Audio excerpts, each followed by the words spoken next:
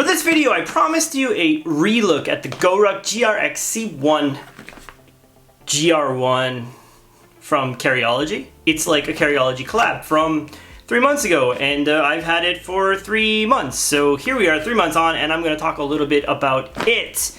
There are several things people have asked me over the past couple of months and weeks and even days about how this bag has held up, how it works today, and what I think about it today. Obviously, I still have it, so that's a good start, and let's get into it. Before we go on, I want to say stay tuned for the end, the complete end of this video, because there's going to be like a mail time, which is kind of fun. I think I'm going to add that into the videos from now on. I don't want to put it at the beginning because people who are here to see this are going to be annoyed at me. Apologies in advance. But anyway, we're here to talk about this, and I don't know why this is here, so, oh, this is for mail time, so let's, yeah. So this is the GORUCK GRXC1 from GORUCK / Carryology. It is a collaboration bag between those two companies, and it is the first collaboration bag between those two companies. This is the 26-liter version. Some of you will comment that I had a 21. Yes, I did. Yes, I do. Yes, I did. And I have a 26. I tend to like the shape. And I'm just being honest, even though I've said in the past that I like the 21 better as like size-wise, I tend to like the shape of the 26 better. It's got like a little bit more taper here. The 21 tends to be a little bit more boxy. So it's weird to say this, but the one I ended up gravitating towards more was this one. It's like out of the corner of my eye when I saw it sitting there, it's the one that just happened to look a little bit prettier for me somehow. And so it's the one I end up using. And plus, since the baby came, it's impossible to use a smaller bag, and that's kind of it. This bag was very highly sought after when it first came out. They actually released quite a few of them. It was $500 and something, I think $525 maybe, I can't remember the exact price. It is a very interesting bag. It's made of Dyneema, which gives it this sort of feeling, this crinkle. People love or hate that feeling. Dyneema is probably one of the strongest and most like space-age materials there is on the planet right now. I actually love it. I love this crunchy sound and feeling. Some people will hate it. I love it. There were a couple of controversies around this bag when it first came out. Let's get those out of the way first. Yes, the bag took a while to ship to some people. As you'll see from current collaborations, that's a thing.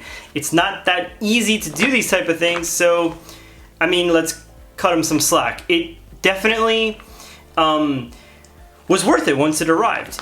It was expensive. Yes, it was expensive. This is a very expensive material, and it's a $325 bag in Cordura, which is a lot cheaper material, while a great material, a lot cheaper material than this Dyneema is. This is a very heavy Dyneema. It's not like your ultralight hiking pack Dyneema, but it is much lighter than the Cordura that it would normally be on this bag. Other than that, the other kind of let's just say controversies. The first one was that it would scratch up. Now the thing is that Dyneema tends to get some marks. So can you see? I don't know if you can see mine there. There are some marks. I've actually used this bag quite a lot. And it gets some marks, but that's like a patina in a way, and you might say that's a cop-out, but that's just kind of how these things go. Cordura doesn't really patina, but things like wax canvas do. We give wax canvas a break, why can't we give this a break? It's because this is new in your brain and expensive, so it feels weird. You know wax canvas is supposed to do that, therefore you think it's okay. For me, I don't worry about that even one little bit. The second bit of controversy were the zippers, because the zippers were stiff. Now, I have the rain flap up. I was probably one of the first videos to explain that in order to make them really smooth, you can flip this bad boy back. And then obviously, once it's flipped back, it is very smooth because that's just how it goes. Now the issue was Dyneema doesn't have any give. So, because it doesn't have any give, that means that these flex points here don't flex enough to get the zipper enough room to get around. The thing is, as the zippers themselves have gotten softer, that has kind of worked itself out, and it's become a lot better than it once was. You can see that corner still sticks a little bit sometimes. You see? So let's try that again. You can see. So unzipped, completely unzipped state, and it goes around that corner okay. Unzipped state, goes around that corner okay. So we're back to, you know, a decent kind of filling. Now it'll tend to do this itself. You see how it's kind of flipped itself back there? So, okay, let's put it back here again. So now you can see no cuts, no cuts.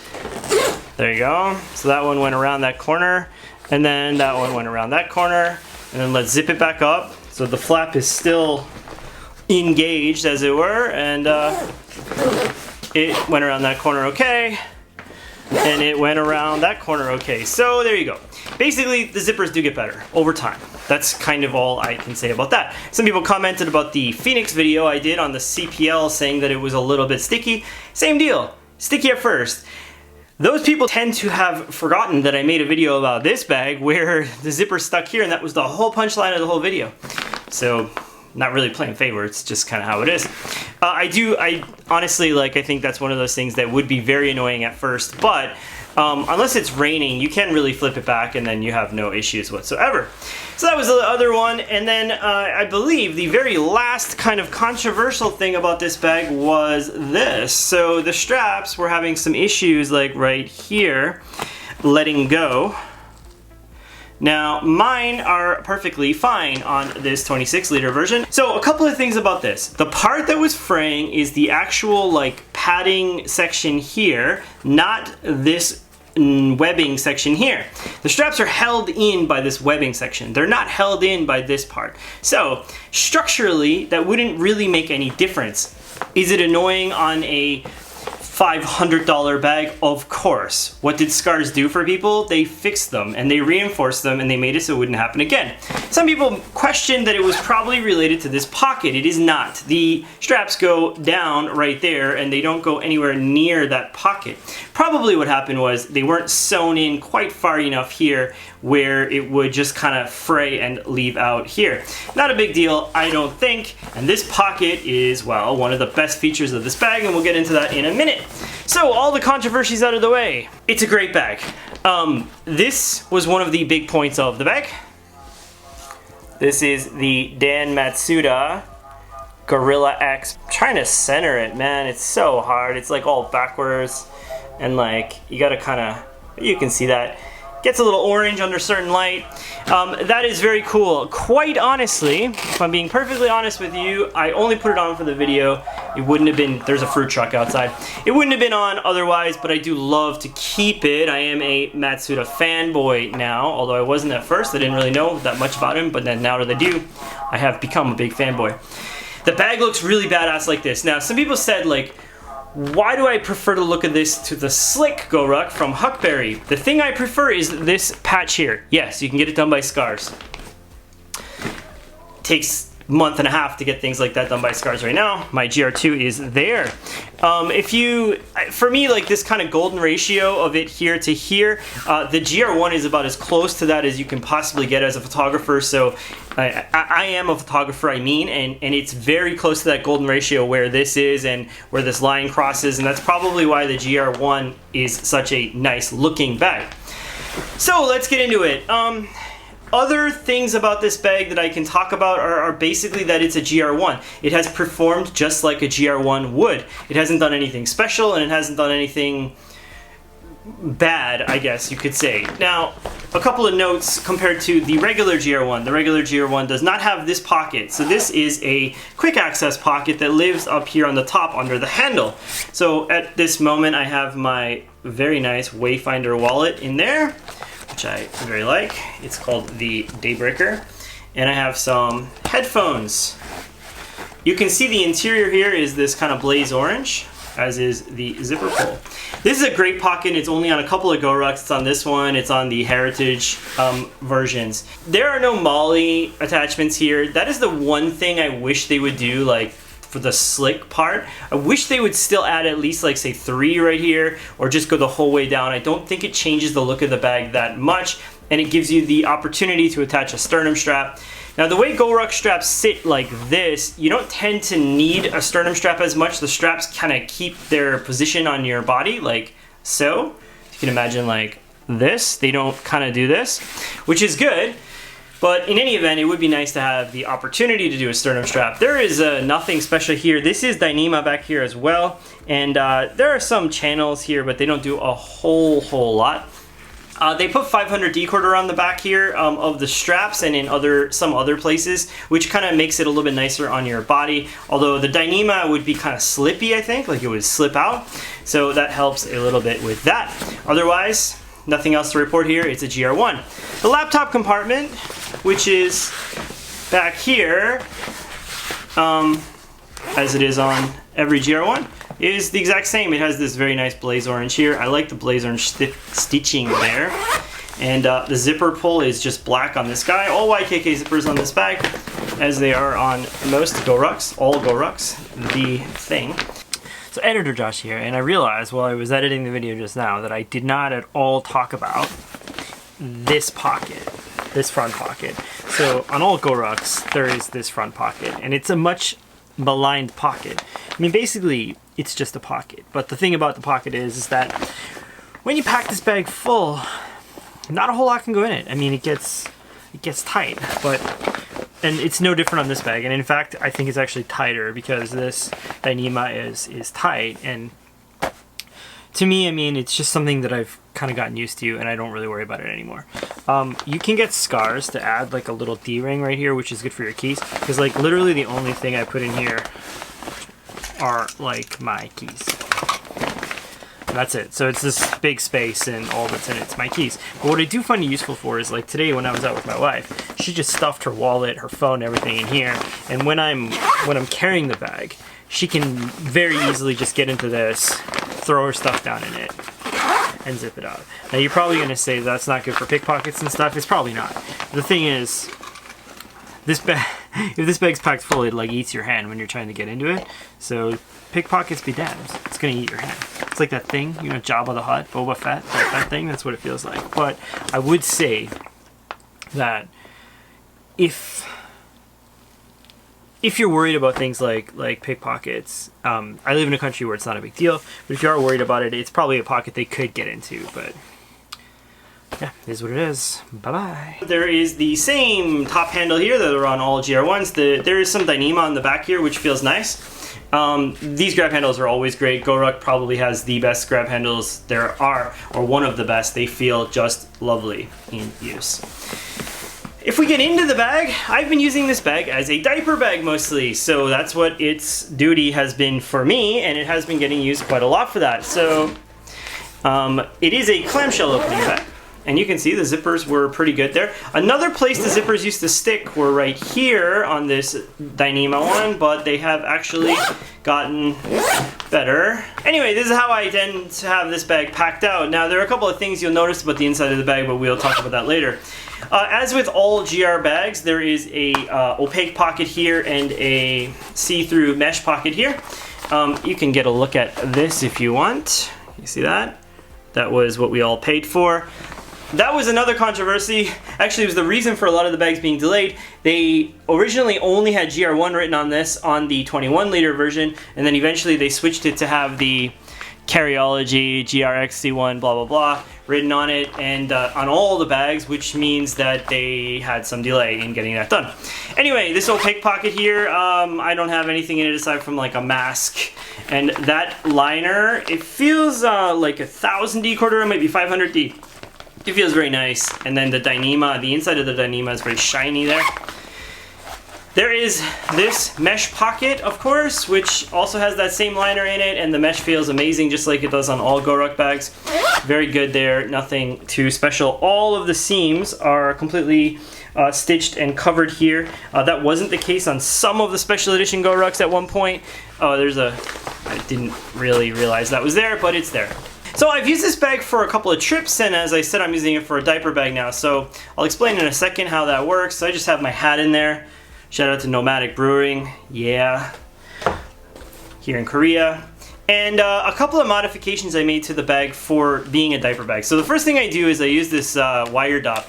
People always tease me about the Wire-Dopp, but for me the Wire-Dopp is by far the most convenient kind of pouch thing, because look, I used it for all my pouches, all my accessories, everything for the longest time.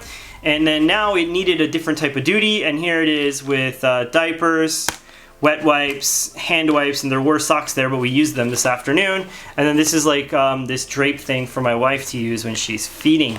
And it all just fits nicely in there like that, and then it sits in here.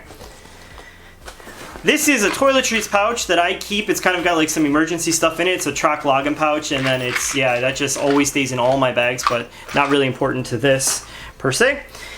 Now, this is part that's kind of important. So there is this sleeve back here, and what I've done is I've put this Able Carry cooler, which you'll see. This is the Able Carry cooler. It's gonna play havoc with my white balance like it did in the first video.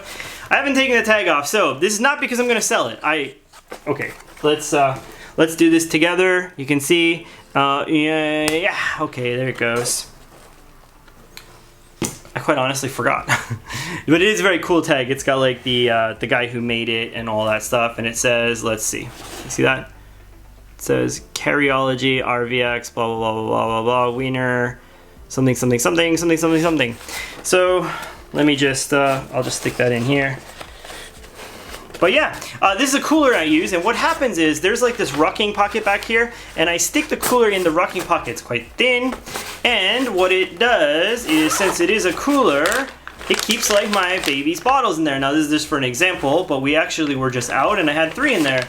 You don't really need 3. I did it just to kind of see if it would work, and it does. So, and these, I don't know if you can see that, but these are Velcroed out, so you can take them in or out or place them as you want. Now there are only like strips of Velcro here and here, so you can't really like, you know, really seriously customize it, but it's the perfect size for a like large-ish water or large-ish bottle for a baby. And it's AquaGuard and all those things, and it keeps the, I can confirm it kept the milk warm. Obviously it's a very cool pouch, and it matches with the whole vibe of the bag, the orange, and it fits perfectly fine in this pocket like that. It's almost like a perfect fit because there are some elastics here on the side, and yeah, it kind of pooches out here, which is okay though. On the top here I have the it's a kind of an organizer by this guy named Philip, who's in the Carryology forums. I'll put a link to his stuff below, and basically it's an organizer that has a space for like a wallet or something, or a notebook. It has a space for like knives or pens. Has a couple of like little elastic boys here. You see that? And another kind of medium-sized pocket there, and then a patch field for your patches. I like this patch in here. It's also Carryology, and then this is also Blaze Orange. It's Blaze Orange X-Pack. My camera's having a hard time with it, but it's the exact same RVX25 from this, so you end up with a very nice look. You can see there, orange, orange, orange, and orange. Some people don't like the orange. I actually quite like it. So basically what I do with this bag, use it as a, like I said, a diaper bag. So I will stick my bottles in here. This is in case I need to shove my wallet or some utensils or something up here. And then my other stuff goes in the main compartment of the bag. You can see, some people might say like this pocket up here can kind of get in the way of this. So the way it's designed, and I don't know if this is by, I don't know if it's by design or not, but you can actually pull this out like a little bit while it's secured. So it's secured on the edges here, and then you can get at everything pretty easily and then just kind of jam it back. Some people might not like that. I mean, you're talking about something that was made for a bag, you know, not something that was made with the bag. So, you know, I think it's 60 bucks or something, which is for me a great deal to kind of complete this bag. And it doesn't do anything. Like, I wasn't using the Molly anyway, so it just sitting there does not affect. But when I do need it, it's lovely to have it. And I have used it for things from like baby utensils to, we had a thermometer in here earlier today and all kinds of stuff, you know, COVID and all that. So that's basically how I have it set up. I promised I was going to explain how this attaches. Basically there are just these clips here. Can you see that? There's some just like plastic clips here, and they just clip into the Molly. And honestly, if you just flip it back like this and attach it, it was very easy to do. It took me about, I don't know, 3 minutes to do the whole thing. And that was it. I'll pack it back up because we're going back out in about an hour, and let's get out of here, I guess.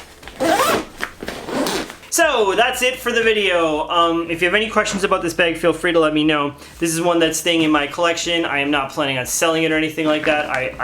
It is my GR1 26 liter bag. It is the only one I own, and I am very, very happy that it's this one, and it's one that ends up getting used a lot. And I mean, for good reason. It's one of the best bags there is on the planet.